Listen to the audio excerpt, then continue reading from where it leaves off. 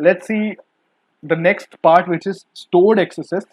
It's again very much similar.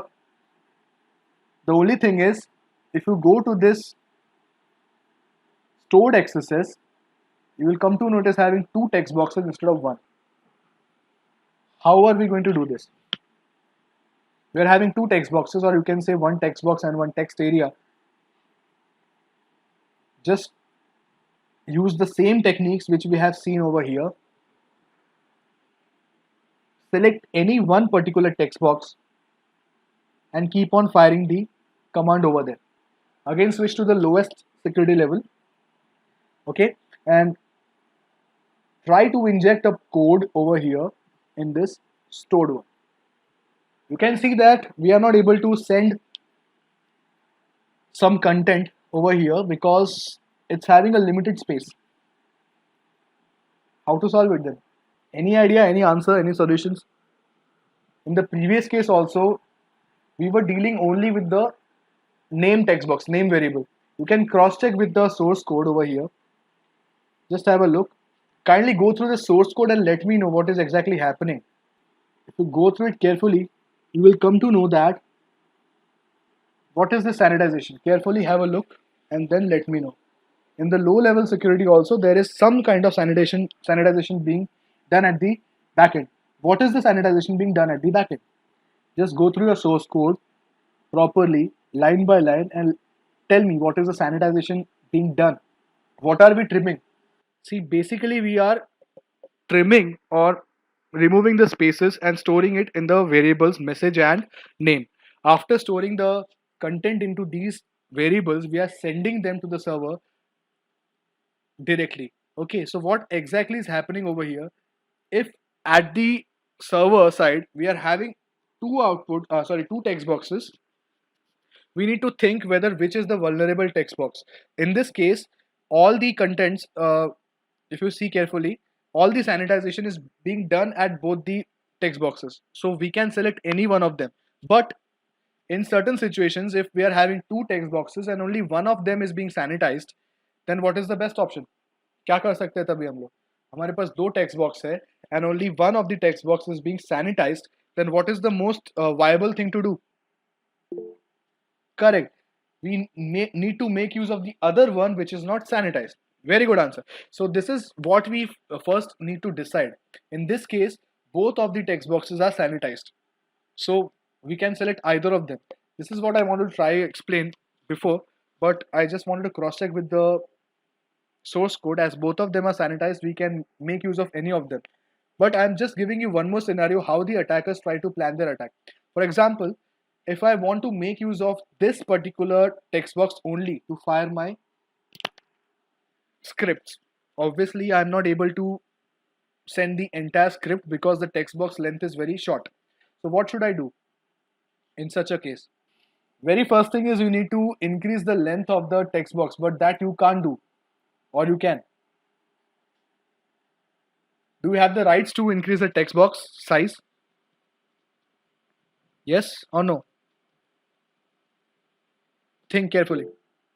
Obviously you don't have the right, but still we can. How?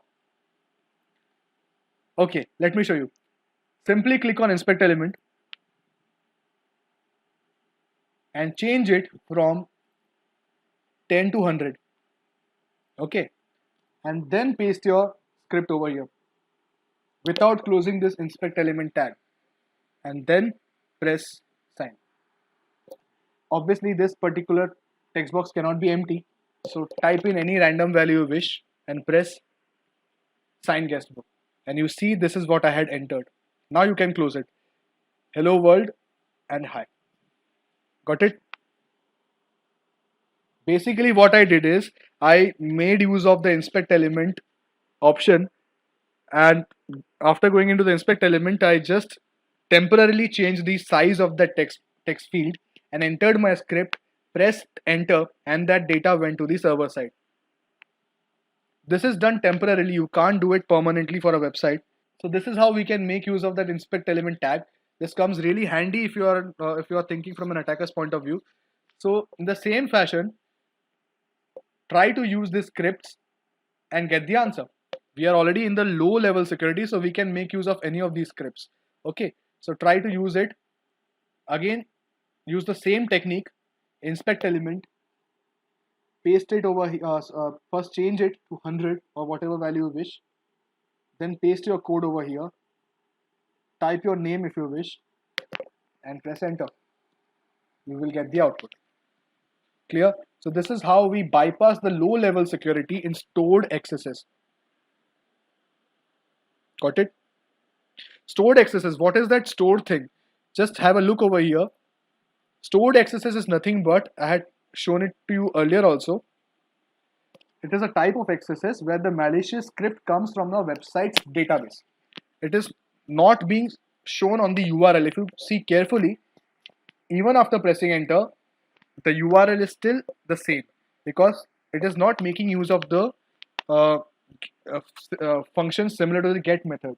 It is simply sending the value which is stored on the server side to you directly without making use of that get method kind of arguments. Clear?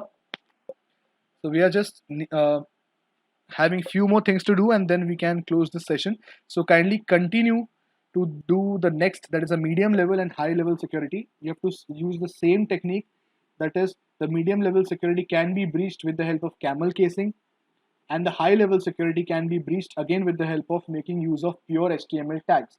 The only thing you need to do is you have to select either of the text boxes, make one text box your target text box, make use of inspect element, keep on changing the text box size, keep on trying different combinations of pure HTML commands, and then you will get the answers in the same fashion. What exactly happens in this case is you have to keep a fixed target. You can't keep on changing the text boxes. If you do it, you yourself will get confused which text box is sanitized and which is not sanitized. In this case, both of the text boxes are sanitized. So you can use either of the text boxes. But in real life situations, what exactly happens is some of the text boxes might not be sanitized. So you can make use of that. So you have to make use of, you have to find out such text boxes which are not sanitized properly. For example, name. Name might be having 20 to 30 characters in length. And I guess 20 characters is more than enough to send a small script. So the task in hand is you have to find out the text boxes first, if you're an attacker, which might be not sanitized properly, and then make use of it. Clear? So try to complete the remaining medium level and high level. Take 5 minutes, complete it, and then we'll be mostly done with this particular scenario. Clear? And we'll then focus on the last part, that is, most of you are not having Kali installed on their machine, I guess. So I will be just giving you a run through, a quick demo of what exactly we can do with the help of Kali in such scenarios. We can also inject SQL commands using XSS. That is, if you remember, I had told you to copy that cookie value somewhere, that session value. So you are going to make use of that cookie over here. But first of all, complete this. Take 5 minutes of your time, complete this scenario for medium as well as high level security, and then come back to this session on SQL injection using XSS. Till then, I will set up my Kali machine. Okay, so the very first thing which you need to do is you need to start a tool called as SQL.MAPP. I guess you might be aware of it because we have already seen it in one of the videos on SQL injection. SQL.MAPP you need to start, and then you need to fire some commands. Have a look at these commands. You might also perform an SQL injection with the help of XSS. How? How can cross-site scripting help you extract all the databases from a particular web server? How? What is SQL injection? I had already discussed in the very beginning of the session. That was my main motto of differentiating between SQL injection and XSS. So what, according to you, is the application of cross-site scripting for SQL injection? What is the use of that cookie value? Have a look at this code first. SQL.MAPP -u. -u is nothing but is followed by a URL. That URL is nothing but your local host URL. For example, if you want to know this particular URL, how to find it? ipconfig, simple. So go to ipconfig and check your IP. Okay, so in my case it is this wireless IP 8.102. Okay, so that is what I have written over here. So I will be simply copying it. Just have a look. It is nothing but, if I replace this IP over here, if I replace that IP over here, it will give me the same value. For example, if I write this localhost DVWA, this opens up, right? So if I copy this IP from here, this should give me the same result. See, the same result, because it is the IP of my local machine. So this is what we are going to do over here, because if I am using Kali as my attacker, the Kali will not work if I write localhost over there. It needs to work based on some IP address. So that is what I should provide to it as an IP. Correct? So after that -u, just type in whatever is present over here. You just need to make sure यहाँ पे double quotes भी आएगा. It is, everything is case sensitive. Okay, so copy it, go to your Kali machine, paste it, but don't press enter yet, because I need to change this cookie value. This cookie value should be replaced by the value which we had copied earlier. So in your machines, copy the cookie value which you got and paste it over here in between those double quotes. Okay, sorry.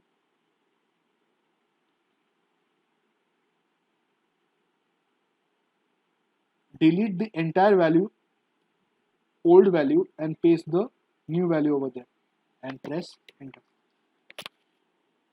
So it will start a session, and you can see with the help of the cookie value, I am now able to have a look at all the databases present on the web server. So you can imagine, if even a single user's ID is compromised, if even a single user's session values are compromised, then the entire website can be brought down. So अगर एक user का भी session मुझे पता चल जाए, I can make use of those session variables and I can attack the entire website and bring it down. So this is how data can be extracted from a website which is dealing with SQL at the backend. It can be MySQL, it can be PostgreSQL, any SQL version it might be using, but we can extract the data from any of those vendors. Whatever be the variant, you can extract data from any SQL database. Clear? So kindly try this, and with this we can come to conclusion of this particular lecture. But please take 5 minutes, solve it, and then let me know if this works for you. If you don't have the cookie value with you, you can simply get it back by using all the techniques we have done so far. Correct? So extract that cookie value, use this piece of code, simply replace your IP address over here, paste it, replace this cookie value with the value you have got, and press enter. For your information, this -dbs is nothing but minus databases. So I'm extracting all the databases in a batch format. One by one, the output will be displayed. So that is what you can see over here. One by one, the output of all the 12 databases will be displayed. And after this, you can carry out your actual SQL injection attack. We've already seen how to carry out SQL injection in the previous videos on my YouTube channel. So kindly, if you haven't watched it yet, kindly go back to the SQL map video, have a look at it, how we can perform SQL injection, and then you will come to know what exactly is the application of SQL injection. Okay, so take your time, take 5 minutes of your time, and then solve it, and then let me know if you're done with it. Then we can conclude, and if you have any questions, you can ask them.